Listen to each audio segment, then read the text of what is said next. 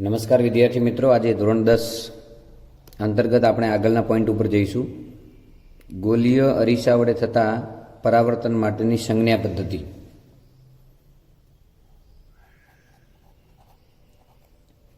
ગોલીય અરીસા વડે થતા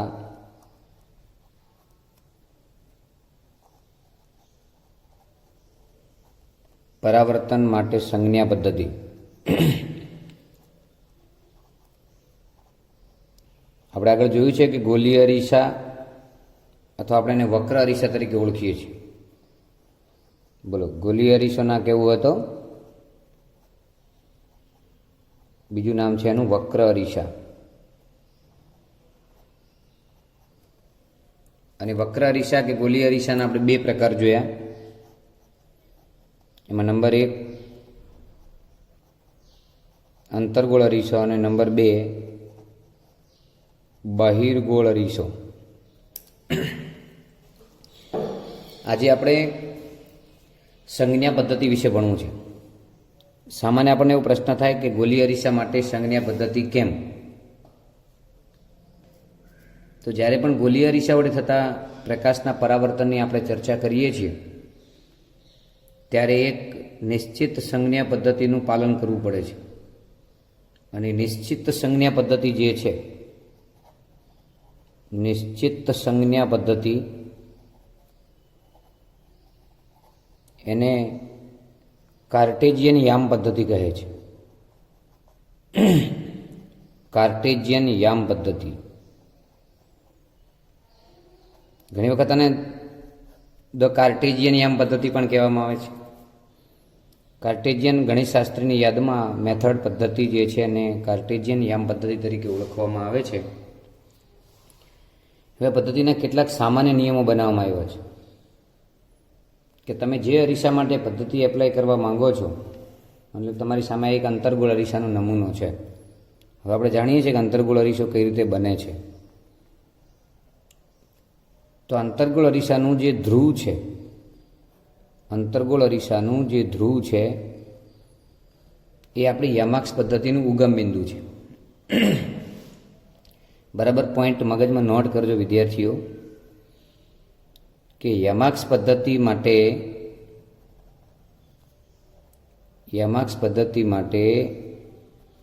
અરીસાનું જે ધ્રુવ છે,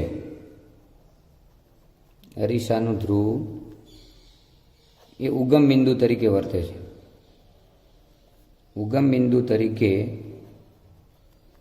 વર્તે છે અથવા તો લેવામાં આવે છે. આ કેટલાક સામાન્ય નિયમો પહેલાં આપણે બાંધી દઈએ અને પછી સંજ્ઞા પદ્ધતિમાં કેટલા નિયમો યાદ રાખવાના છે એની ઉપર આપણે ફોકસ પાડીશું. પછી જે અરીસાની જે મુખ્ય અક્ષ છે, આપણે જોઈ ગયા કે આને અરીસાની આપણે મુખ્ય અક્ષ તરીકે ઓળખીએ છીએ. તો અરીસાની જે મુખ્ય અક્ષ જે છે એને આપણે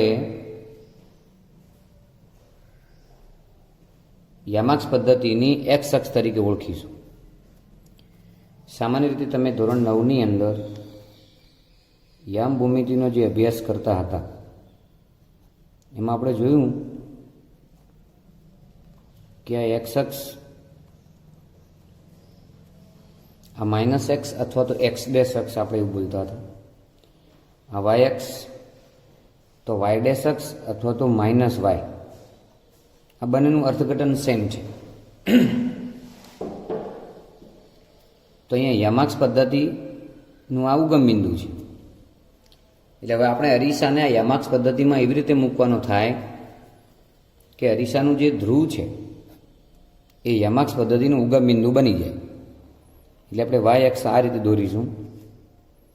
એટલે તમે જો આ એક્સ અક્ષ થઈ ગઈ, આ વાય અક્ષ, અને અરીસાને એવી રીતે મૂક્યો છે અહીંયા કે અરીસાનું ધ્રુવ જે છે તે યામાક્ષ પદ્ધતિનું ઉગમ બિંદુ બની જાય છે. અને અરીસાની જે મુખ્ય અક્ષ છે, બોલો બોલો, અરીસાની જે મુખ્ય અક્ષ છે તે યામાક્ષ પદ્ધતિની એક્સ અક્ષ બને છે. અને હવે આપણે આના માટેના કેટલીક જે સંજ્ઞાઓ નક્કી કરી છે એની આપણે ચર્ચા કરીએ. પણ આટલું ક્લિયર થઈ ગયું બધાને? પહેલાં ફરી એકવાર હું રિપીટ કરું છું. આ બહુ સમજવા જેવું છે, તો જ આગળનો અભ્યાસ, આગળના એક્ઝામ્પલ આપણે જે ગણવાના છે અરીસાના સૂત્રોની મદદથી. ફરી બોલું, અરીસાનું ધ્રુવ છે, અરીસાનું દર્પણમુખ છે. અરીસાને આપણે કાર્ટેશિયન યામ પદ્ધતિમાં એવી રીતે મૂકીએ કે અરીસાની મુખ્ય અક્ષ જે છે એ કાલ્પનિક એક્સ અક્ષ તરીકે વર્તે, અને અરીસાનું ધ્રુવ જે છે, આ ધ્રુવ એ યમાક્ષ પદ્ધતિનું શું બની જાય? ઉગમ બિંદુ. ટૂંકમાં આપેલા અરીસાને યમાક્ષ પદ્ધતિમાં એવી રીતે મૂકવામાં આવે કે જેથી તે ધ્રુવ અરીસાનું ઉગમ બિંદુ બને. તો અંતર્ગોળ અરીસાની સામે મૂકી. એ જ રીતે બહિર્ગોળ અરીસાની પણ આપણે વાત કરી શકીએ.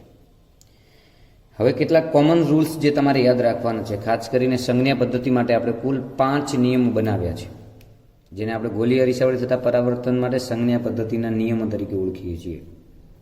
એમાં એવું છે કે વસ્તુને આપણે અરીસાની હંમેશા ડાબી બાજુ મૂકવાની. હું પહેલાં મૌખિક કહું છું, પછી આપણે લખીએ. આ અરીસો છે, દાખલા તરીકે જો આ જમણી બાજુ, આ ડાબી બાજુ, તો વસ્તુ હંમેશા ડાબી બાજુ મૂકવાનું. એટલે સ્પષ્ટ થઈ ગયું કે અરીસાની જે પરાવર્તક સપાટી જે છે એ પરાવર્તક સપાટી ડાબી બાજુ રહે તેવી રીતે અરીસાને મૂકવાનું. વસ્તુ હંમેશા અરીસાની ડાબી બાજુ રાખવામાં આવે છે. એનો અર્થ એ થયો કે વસ્તુ પરથી આવતો જે પ્રકાશ છે, અહીંથી જે પ્રકાશ આવશે, અહીંથી જે પણ પ્રકાશના કિરણો આવશે તે આપણે અહીંયા અરીસા પર ડાબી બાજુથી જ આપાત કરવાના. એટલે વસ્તુને ડાબી બાજુ મૂકવાની, એટલે વસ્તુમાંથી આવતો પ્રકાશ જમણી તરફ જશે અને અરીસાની સામે કઈ સપાટી હશે? પરાવર્તક સપાટી, તેની પર અથડાશે. આ પહેલો નિયમ. બીજો નિયમ આપણે એવો બનાવ્યો છે કે બધા જ અંતરો અરીસાનું જે ધ્રુવ છે ત્યાંથી જ માપવાના, અને મુખ્ય અક્ષને સમાંતર. બધા જ અંતરો અરીસાના ધ્રુવથી અને મુખ્ય અક્ષને સમાંતર માપવાના. બધા અંતરો કેવી રીતે માપવાના? અરીસાના ધ્રુવથી જ માપવાના અને મુખ્ય અક્ષને સમાંતર માપવાના. ત્રીજો નિયમ એવો છે કે ઉગમ બિંદુ જે છે, એટલે કે આપણું ધ્રુવ છે એનાથી જમણી બાજુના જે અંતરો છે એને ધન ગણવાના, અને ડાબી બાજુના જે અંતરો છે એને આપણે ઋણ ગણવાના.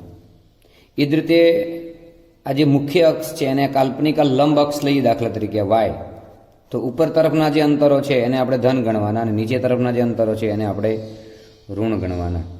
એટલે મુખ્ય અક્ષને લંબ રૂપે ઉપરની તરફના માપેલા જે અંતરો છે એને ધન લેવાના, અને મુખ્ય અક્ષને લંબ રૂપે, મુખ્ય અક્ષને લંબ નીચે તરફના જે અંતરો છે એ આપણે ઋણ લેવાના છે. તો આટલા બેઝિક નિયમો જે છે એ આપણે ખાસ યાદ રાખશું, અને બેઝિક નિયમો યાદ રહી જશે તો તમને કામમાં તકલીફ નહીં પડે. એટલે હું અહીંયા ફરી એકવાર અંતર્ગોળ અરીસાની સંજ્ઞા પદ્ધતિના જે આપણે 5 નિયમો બનાવ્યા છે એની આપણે ચર્ચા કરીશું. ગોલીય અરીસો, અથવા શું નામ આપ્યું? વક્ર અરીસો. ગોલીય અરીસો અથવા તો વક્ર અરીસો. અને એના વડે થતું જે પરાવર્તન છે, આના વડે થતા પરાવર્તન માટેની સંજ્ઞા પ્રણાલી. અને સંજ્ઞા પ્રણાલીના 5 બેઝિક નિયમો જે છે એ આપણે યાદ રાખવાના છે. આપણી સામે એક અંતર્ગોળ અરીસાનો હું નમૂનો અહીંયા દોરું છું. તો બોલો, અંતર્ગોળ અરીસાની કાલ્પનિક મુખ્ય અક્ષ. હવે અંતર્ગોળ અરીસાની જે કાલ્પનિક મુખ્ય અક્ષ છે તે આપણી યામાક્ષ પદ્ધતિની કઈ અક્ષ બનાવવાની? એક્સ અક્ષ તરીકે લેવામાં આવે છે. આવી રીતે નિયમો બનાવ્યા છે આપણે. અને અરીસાનું જે ધ્રુવ છે એ આ કાલ્પનિક યામાક્ષ પદ્ધતિનું ઉગમ બિંદુ બને તો એક્સ અક્ષને લંબ આવી એક કાલ્પનિક આપણે વાય અક્ષ દોરીશું. રાઈટ? તો વાય અક્ષ તરીકે લઈશું. તો ફરી બોલો, ઉપર તરફના અંતરો ધન અને નીચે તરફના અંતરો ઋણ. હમણાં આપણે ચર્ચા કરી. એટલે કે વાય અક્ષ તો આ છે માઇનસ વાય, અથવા નાના ધોરણોમાં આપણે એને વાય ડેશ એવું પણ લખતા હતા. એટલે બંનેનું અર્થઘટન જે છે સેમ છે.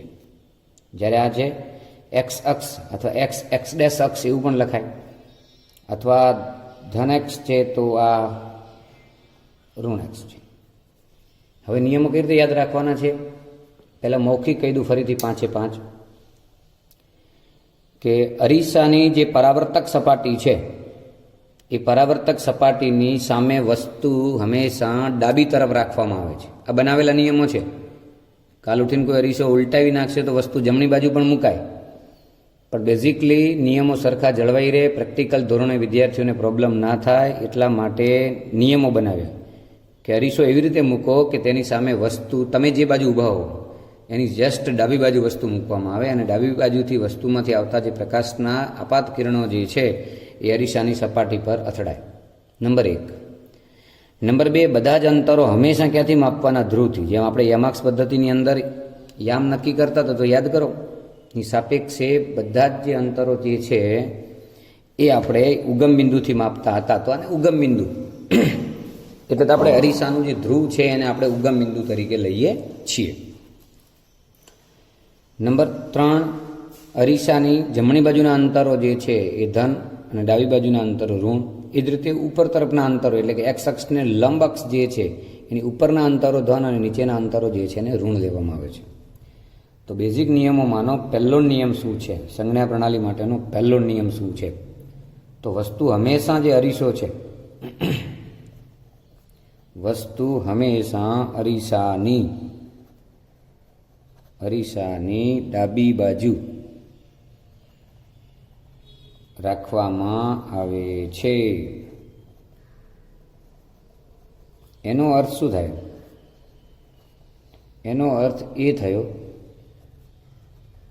કે વસ્તુ પરથી જે આવતો પ્રકાશ છે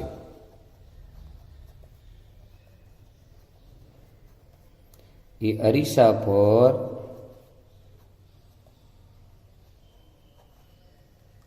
ડાબી બાજુથી આપાત થાય. ડાબી બાજુથી આપાત થાય છે. અને ટૂંકમાં પણ લખી શકાય કે વસ્તુ હંમેશા અરીસાની ડાબી બાજુ રાખવામાં આવે છે એટલે કે વસ્તુ પરથી આવતો પ્રકાશ અરીસા પર ડાબી બાજુ આપાત થાય છે. નંબર 2, બધા જ અંતરો હું એક્ઝામ્પલ આપું. દાખલા તરીકે અરીસાનું આ ફોકલ પોઈન્ટ આવશે, અરીસાનું વક્રતા કેન્દ્ર આવશે. તો તમને કોઈ એમ કે ધ્રુવથી મુખ્ય કેન્દ્ર સુધીના અંતરને શું કહે છે?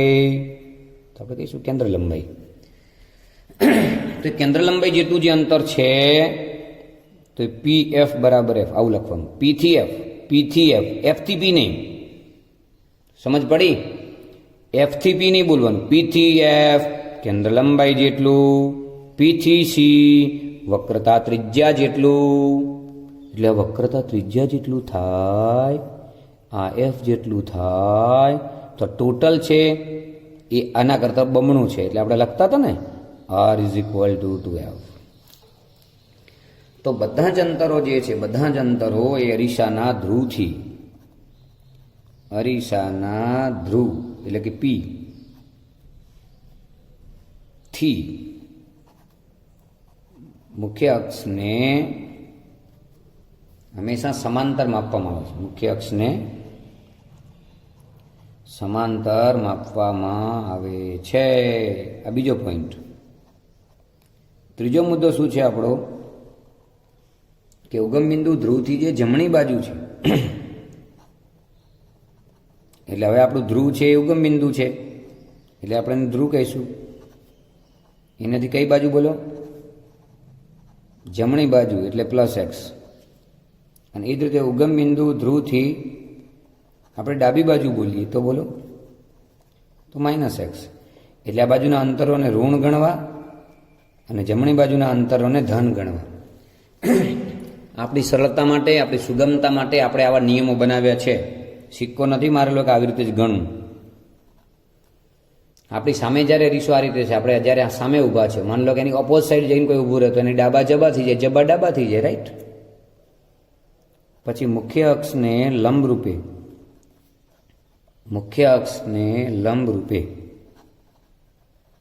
ઉપરની તરફની જે દિશા છે એને આપણે ધન ગણવાની,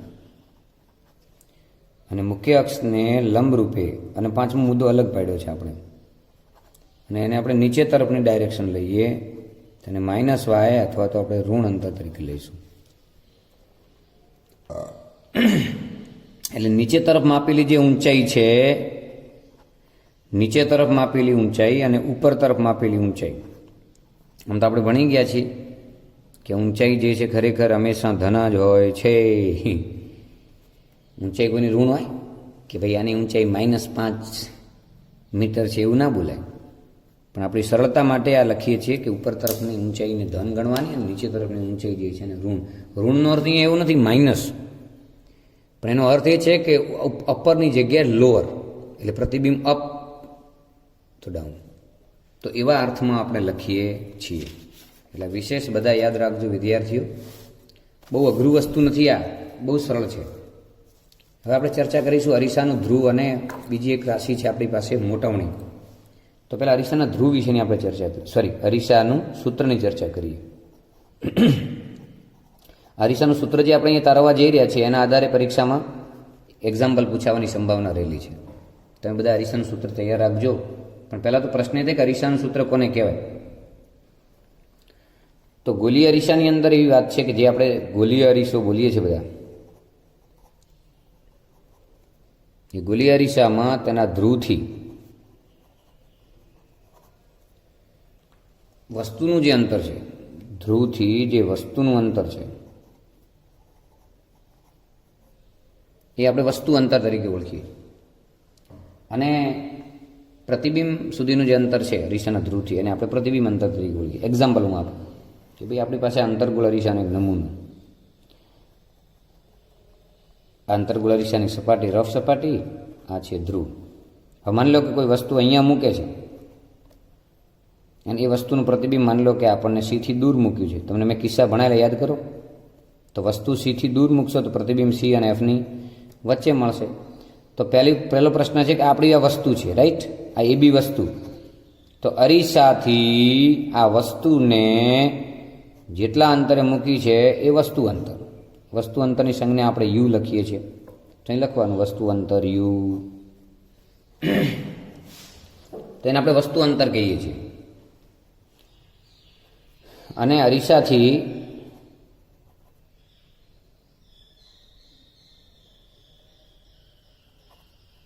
એટલે કે ધ્રુવથી પ્રતિબિંબ સુધીનું જે અંતર છે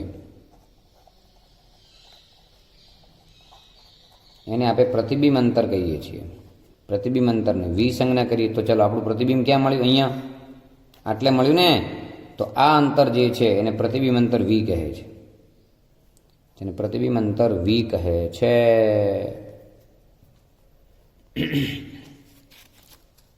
અને ધ્રુવથી મુખ્ય કેન્દ્ર સુધીનું અંતર છે. ધ્રુવથી મુખ્ય કેન્દ્ર, જો આ ધ્રુવ છે, આ મુખ્ય કેન્દ્ર છે, યાદ કરો. અને આપણે શું કહેતા હતા? કેન્દ્ર લંબાઈ. ધ્રુવથી મુખ્ય કેન્દ્ર સુધીનું જે અંતર છે, મુખ્ય કેન્દ્ર સુધીના અંતરને કેન્દ્ર લંબાઈ કહે છે. અંગ્રેજીમાં આપણે એને ફોકલ લેન્થ એવું બોલીશું, કેન્દ્ર લંબાઈ કહે છે. અને હવે આ ત્રણેય વચ્ચેનો જે સંબંધ છે જે અરીસાના સૂત્ર તરીકે તરી આવે છે, ત્રણેય વચ્ચેનો સંબંધ એટલે કોની વચ્ચેનો? એટલે હવે આપણે વ્યાખ્યા આપી કે અરીસાનું સૂત્ર એટલે શું? તો ગોલીય અરીસા માટે વસ્તુ અંતર, પછી પ્રતિબિંબ અંતર અને કેન્દ્ર લંબાઈ વચ્ચે ના સંબંધ દર્શાવતા સૂત્રને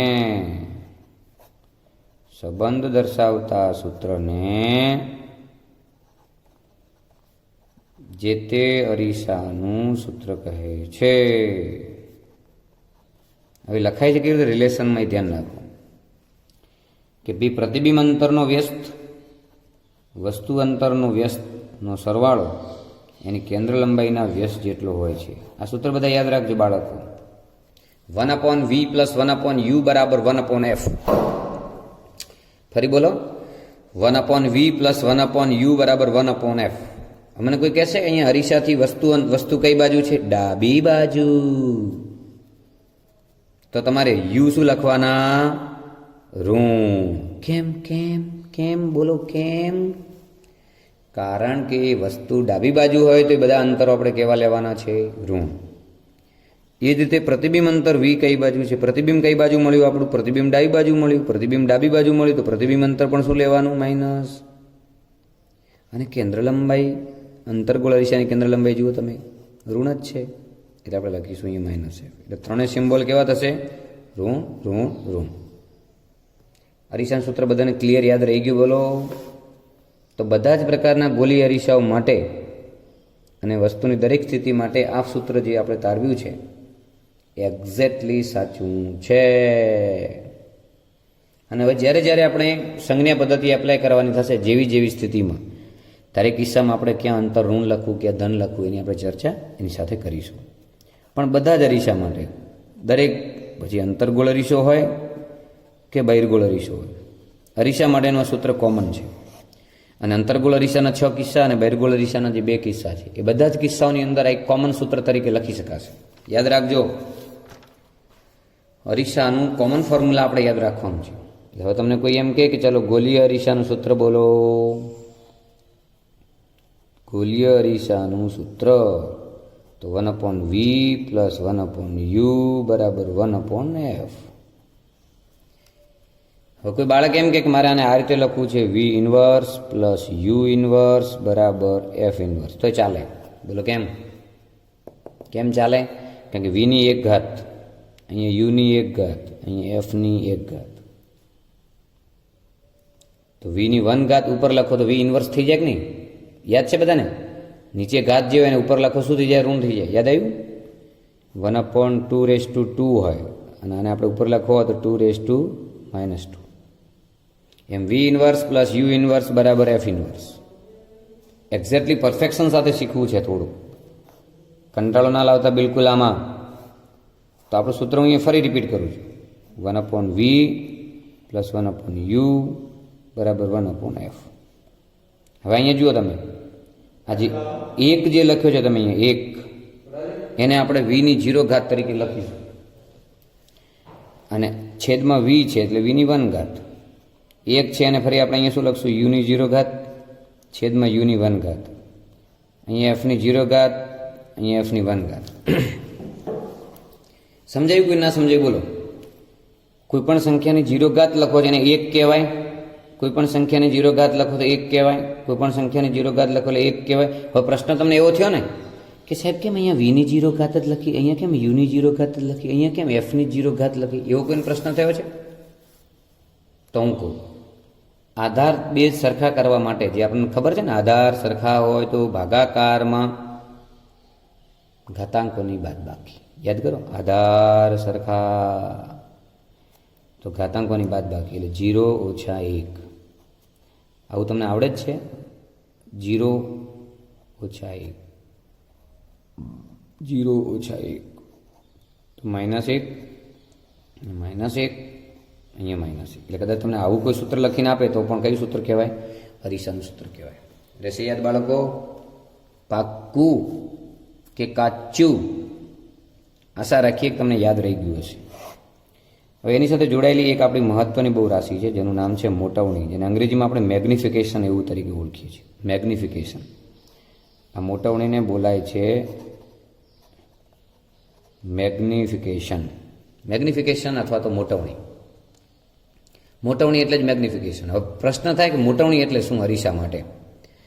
આમ તમે સિમ્પલ છોકરાને આવું શીખવાડે છે કે અરીસા સામે વસ્તુ મૂક્યા પછી વસ્તુ નાની દેખાય છે કે મોટી દેખાય છે, એનું મોટાપણું ચેક કરવા માટે જે રાશિ વ્યાખ્યાયિત કરવામાં આવે એનું નામ મોટવણી. તમે અરીસાની સામે વસ્તુ મૂકી પણ એનું પ્રતિબિંબ આપણને કેવું મળ્યું? નાનું મળ્યું કે મોટું મળ્યું? જો મોટું મળ્યું તો કેટલું મોટું મળ્યું? જો નાનું મળ્યું તો કેટલું નાનું મળ્યું? આ સ્પષ્ટતા કરવા માટે આ રાશિનો ઉપયોગ થાય છે. એટલે ગોલીય અરીસા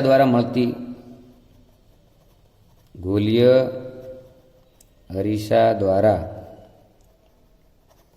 મળતી જે મોટવણી છે એ મોટવણી વસ્તુનું જે પ્રતિબિંબ છે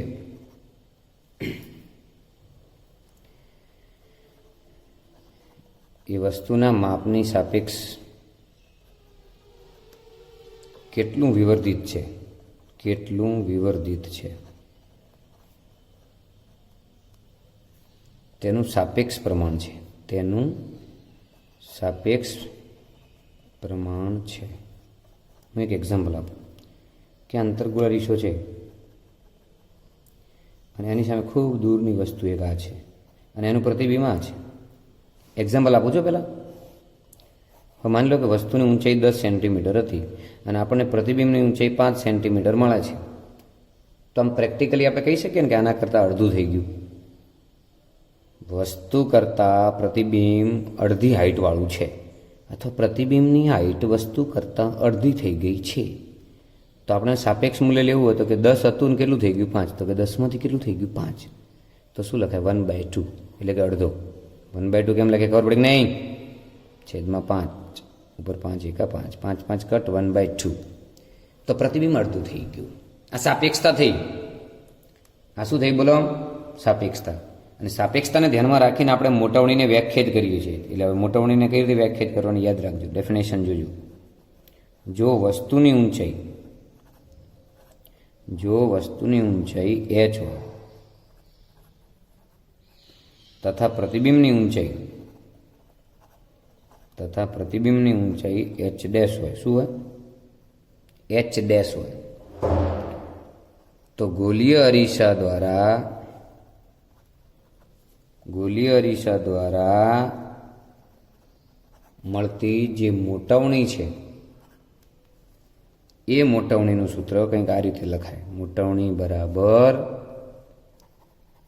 પ્રતિબિંબ ઊંચાઈ ભાગ્યા વસ્તુ ઊંચાઈ.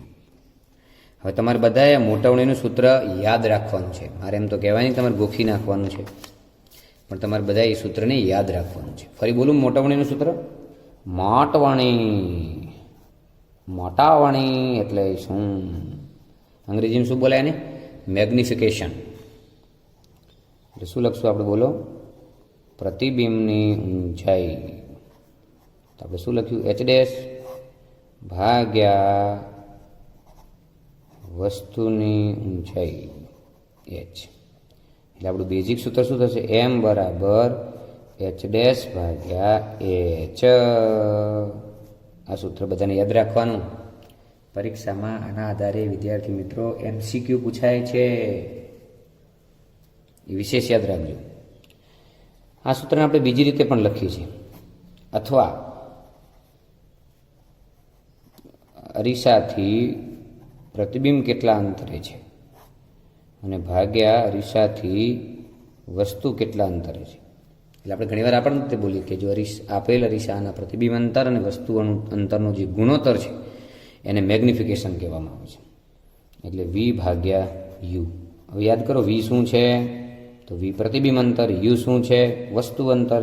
એટલે આપણા મેગ્નિફિકેશનના બે સૂત્રો, એક h ડેશ બાય h અને એક v અપોન u. આ બંને સૂત્રો તમને યાદ રહેવા જોઈએ.